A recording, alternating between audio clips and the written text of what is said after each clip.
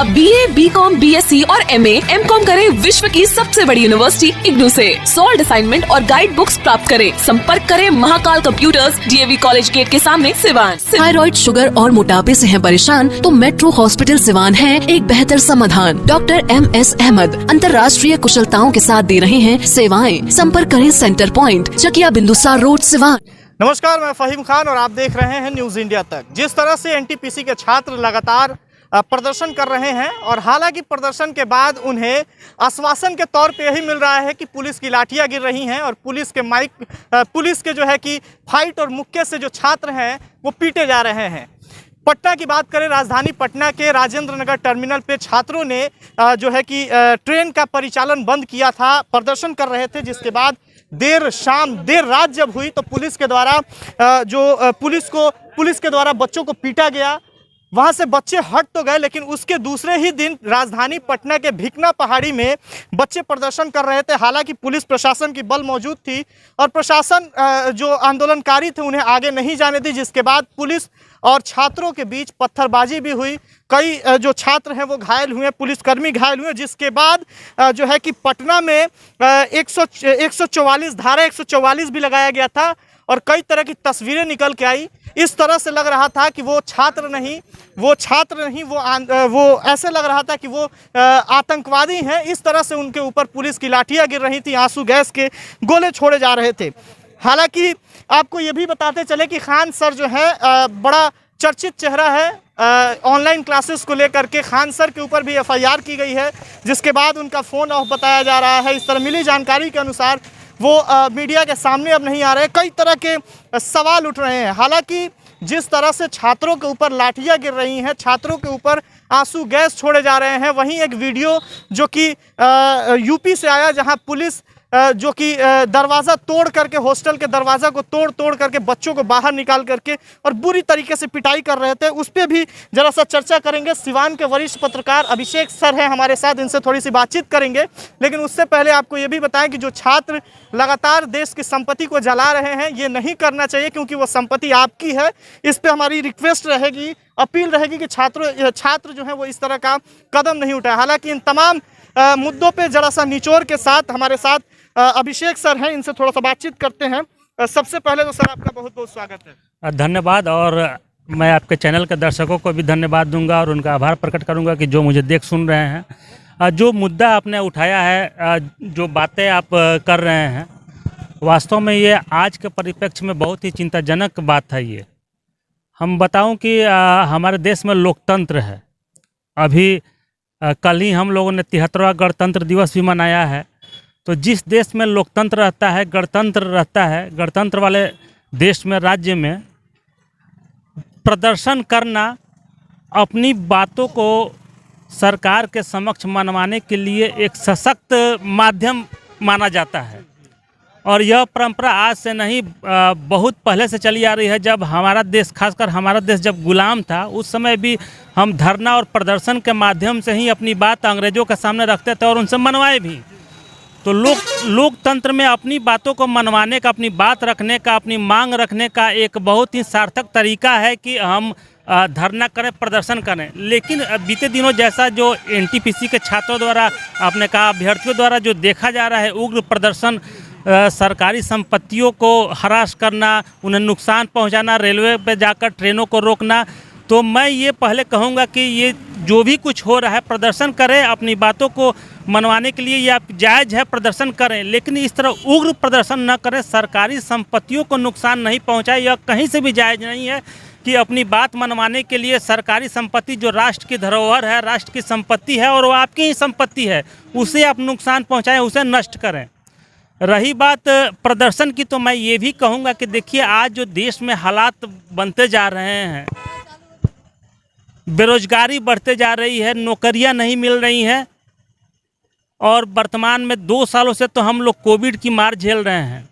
ऐसे में पढ़ाई लिखाई भी बंद है, पलायन जारी है। जो रोजगार के लिए हमारे देश के युवा दूसरे स्थानों में, दूसरे प्रदेशों में जाकर नौकरी चाकरी किया करते थे, आज वो भी पलायन कर घर आ गए हैं। तो पूरे देश में बेरोजगारी बढ़ी है, व्यापक बेरोजगारी बढ़ी है, जबकि जनसंख्या जो है वो लगातार बढ़ रही है। जनसंख्या वृद्धि में किसी भी तरह का कोई रोक नहीं आ रहा है। तो ऐसे में कहीं ना कहीं यह देखना होगा कि सरकार का ये फर्ज बनता है कि हम अपने देश के नागरिक को जो योग्य हैं उन्हें नौकरी दें, उनके योग्यता अनुसार उन्हें नौकरी दिया जाए। रही बात एनटीपीसी की, तो पहले इसमें एक ही परीक्षा होती थी और जब सरकार ने और एनटीपीसी रेलवे ने यह कर दिया, रेलवे बोर्ड ने कर दिया कि नहीं हम 2 बार परीक्षा लेंगे, तो लाजमी है जो उसके अभ्यर्थी हैं, कैंडिडेट हैं, छात्र हैं, उनका गुस्सा होना लाजमी है। तो इस पर सरकार को भी सोचना चाहिए। हालांकि मैं उन छात्रों को भी ये कहूँगा कि कल तक आप चुप बैठे हुए थे जब यह बातें हो रही थी कि रेलवे को प्राइवेट कर दिया जाएगा, उसका निजीकरण कर दिया जाएगा। उस समय आप कहीं भी नज़र नहीं आ रहे थे और आज जब अचानक रेलवे ने ये दोबारा परीक्षा लेने का जब फैसला कर दिया तब आपको लगा है कि यह गलत हो रहा है और आप इस तरह से उग्र प्रदर्शन कर रहे हैं। तो मैं एक बार फिर कहूँगा अपने छात्रों से, अपने देश के युवाओं से, जो अभ्यर्थी हैं एनटीपीसी के, उनसे कहूँगा कि आप प्रदर्शन कीजिए, अपनी बातों को मनवाइए। और भी तरीके हैं उनको कीजिए, लेकिन कहीं से भी किसी भी तरीके से राष्ट्र की संपत्ति को नुकसान नहीं पहुँचाएँ। चलिए, तो आपको बताएं कि जिस तरह से एनटीपीसी के छात्र लगातार आंदोलन कर रहे हैं, पुलिस की लाठियां भी खा रहे हैं, जिस पे बड़ी निचोड़ के साथ सिवान के वरिष्ठ पत्रकार अभिषेक सर अपनी बात रख रहे थे। लेकिन अब बात ज़रा इस पे भी करेंगे कि कोरोना की तीसरी लहर ओमिक्रॉन को लेकर के, ओमिक्रॉन वेरिएंट को लेकर के जिस तरह से नाइट कर्फ्यू की बात की जा रही है, ख़ास तौर में स्कूल, कॉलेज, कोचिंग संस्थाओं को बंद किया जा रहा है, इस पे ज़रा सा बातचीत करने की कोशिश करेंगे। हमारे साथ मणिकांत पांडे जी हैं, इनसे भी थोड़ा सा बातचीत करेंगे और ये जानने की कोशिश करेंगे कि जिस तरह से नाइट कर्फ्यू की बात की जा रही है, हालांकि उसके बावजूद भी जब दिन में दुकानें खुली रहती हैं तो दुकानों में अच्छे खासे भीड़ देखने को मिलते हैं।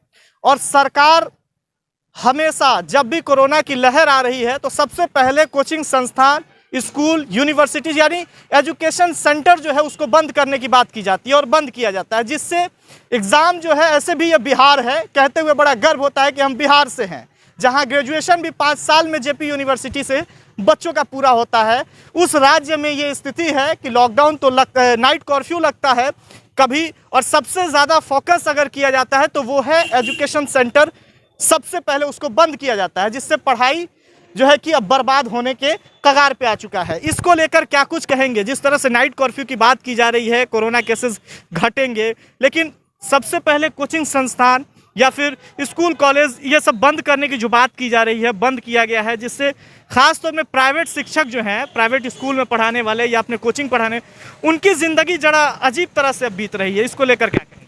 निश्चित तौर पर जिस तरह से कोरोना के 3 वेरिएंट आ चुके हैं, हम लोग कोरोना को 2020 से देख रहे हैं। पहली लहर जब आई थी उस वक्त क्या स्थिति थी, कोरोना की दूसरी लहर आई उस वक्त क्या स्थिति थी, अभी जो ओमिक्रॉन आया काफ़ी तेज़ी से फैला लेकिन उस कदर प्रभावी नहीं हो पाया। तो गवर्नमेंट जो आदेश निकालती है, हम आम जनता हैं, हमें उनके रूल रेगुलेशन फॉलो करने हैं, चूँकि समाज हित में गवर्नमेंट का जो निर्णय होता है, लेकिन कहीं ना कहीं कुछ ऐसे निर्णय होते हैं जो समाज हित में नहीं होते हैं। जैसे आपने कहा कि नाइट कर्फ्यू, सबको पता है कि नाइट कर्फ्यू में जब सब लोग घर में डूबके हैं तो सड़कों पे कौन निकलता है, फिर नाइट कर्फ्यू की ज़रूरत क्यों है? तो आप देखेंगे कि ये जो नाइट कर्फ्यू है ना, पहले इंडिया में नहीं आया, नाइट कर्फ्यू पहले विदेशों में आया, क्योंकि मैक्सिमम विदेश में जो काम होते हैं ना नाइट में ही होते हैं। पार्टियाँ होती हैं, लोग क्लब में जाते हैं, बड़े सोसाइटी में जाते हैं, अपने रात में काम करते हैं, तो ऐसे में नाइट कर्फ्यू करके वहाँ रोकथाम किया जाता है। तो हम लोग तो नकल करने में आगे हैं, अब वहाँ हुआ तो हमारे यहाँ भी होना चाहिए, लेकिन इसका क्या प्रभाव है ये नहीं देखा जाता है। स्कूल कॉलेजेस की बात है तो सबसे पहले सरकार स्कूल को बंद कर देती है, एजुकेशन पे काफ़ी प्रहार हो रहा है। बच्चे अभी देखिए जिस तरह से बिना एग्ज़ाम लिए इस साल बच्चों को पास किया गया, तो इससे साफ जाहिर होता है कि बिना एग्जामिनेशन के जो बच्चे 1 साल पास करके मैट्रिक से इंटर में आ गए, इंटर से अब ग्रेजुएशन चले गए, तो उन्होंने वो प्रेशर नहीं झेला, वो टेंशन नहीं झेला, यानी कम अनुभव वाले बच्चे हमारे देश में अचानक से क्रॉस कर गए। तो ये कहीं ना कहीं हमारे लिए अच्छा नहीं है, समाज के लिए अच्छा नहीं है। गवर्नमेंट को इस पर विचार करना चाहिए और एहतियात के तौर पे जो ज़रूरी कदम हो सरकार को वो नियम लाने चाहिए और लोगों को पालन करने चाहिए। चलिए, तो आपको बताएं कि जिस तरह से कोचिंग संस्था, यूनिवर्सिटीज़, कॉलेज को बंद किया जा रहा है, इसको लेकर हालांकि सरकार को इस पर सोचना चाहिए। कई सारे मुद्दे हैं जिस पर बातचीत करेंगे आगे भी। ऐसी तमाम खबरों के लिए बने रहिए न्यूज़ इंडिया तक के साथ। जेड हेवन पेस्ट्री केक पर दे रहा सबसे बड़ा ऑफर, 3 पेस्ट्री केक पर 1 पेस्ट्री फ्री और साथ ही पाएं 15% की छूट। आज ही पहुँचे जेड हेवन, खान मार्केट, अस्पताल रोड, सिवान।